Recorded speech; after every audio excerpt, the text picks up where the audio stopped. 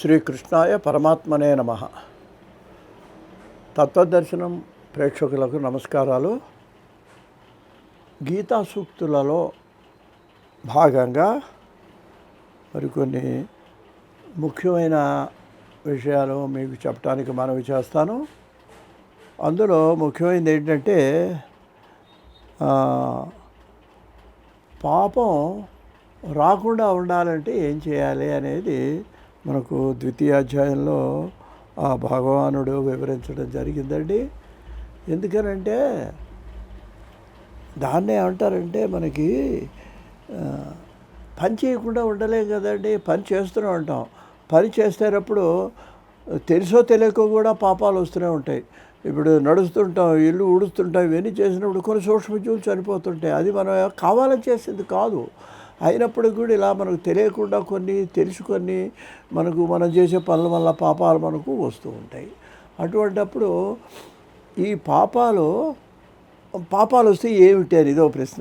మన సంప్రదాయం ప్రకారం వచ్చేది ఏంటంటే పాపము సంపాదించుకున్నా నువ్వు, అంతేకాదు పుణ్యం సంపాదించుకున్నా, ఈ రెండు తప్పకుండా అవి కొంత ఇవి కొంత వస్తూనే ఉంటాయండి మనం చేసే పనుల వల్ల. దానివల్ల ఏమవుతుందంటే మళ్ళీ జన్మ నీకు లభిస్తుంది. కాబట్టి పునరపి జననం పునరపి మరణం పునరపి జనని జఠరే సేవ చక్రలాగా తిరుగుతుంటుంది. అందుకని కొంతమందికి అయ్యా మరి ఈ పాపం లేకపోతే మరి పునర్జన్మ ఉండదు, కాబట్టి మరి ఇది రాకుండా ఉండాలంటే నేనేం చేయాలి అన్నట్లయితే దానికి శ్రీకృష్ణ భగవానుడు ఆయన ద్వితీయ అధ్యాయంలో నుండి ఒక శ్లోకంలో వివరించారండి. అది 38వ శ్లోకం అండి. దాంట్లో ఈ పాపం రాకుండా ఉండాలంటే మనం ఏం చేయాలో చెప్పాడు. అది మీకు మనవి చేస్తాను ఈరోజు.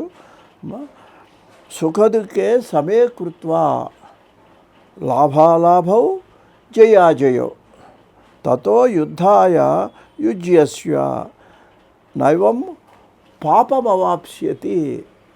అర్జున, అసలు ఈ భగవద్గీత ఎందుకు చెప్పాడు? యుద్ధభూమిలోకి వచ్చి అంతా సిద్ధమైన తర్వాత యుద్ధం చేయనని కింద చతికిలబడి కూర్చున్నాడు.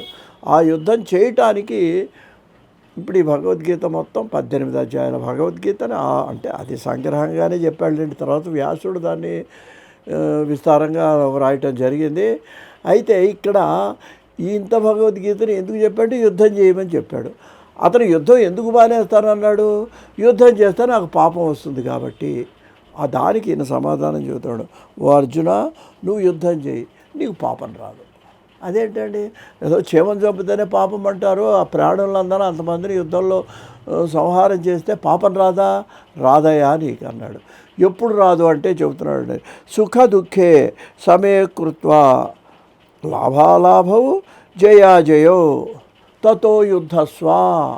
ఆ విధంగా నువ్వు యుద్ధం చేయవయా అన్నాడు. ఎలా చేయాలంటే ఏంటండి, జయ అజయో అంటే ఏంటి?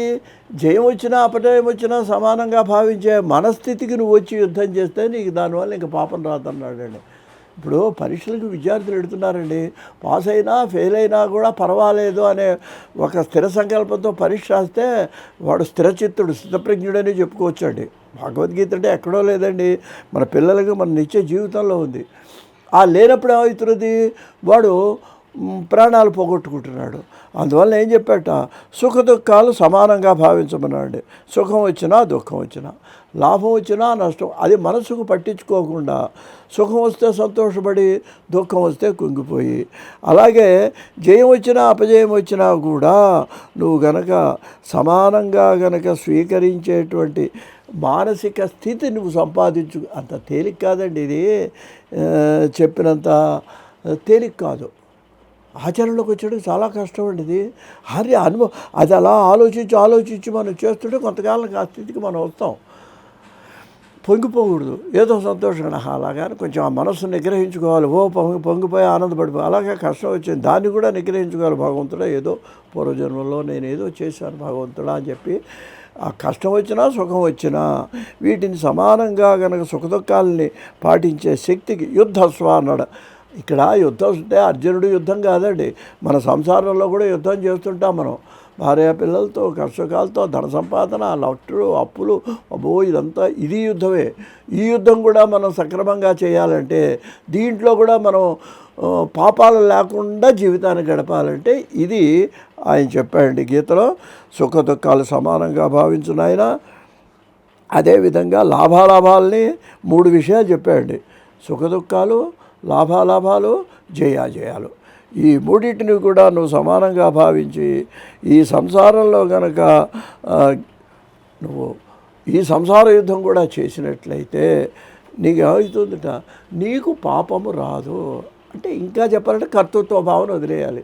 ఇది నేను చేయటం లేదు, భగవదర్పణ బుద్ధితో చేయాలి అనేది మనకు భగవద్గీత ఇచ్చేటువంటి సందేశము. స్వస్తి.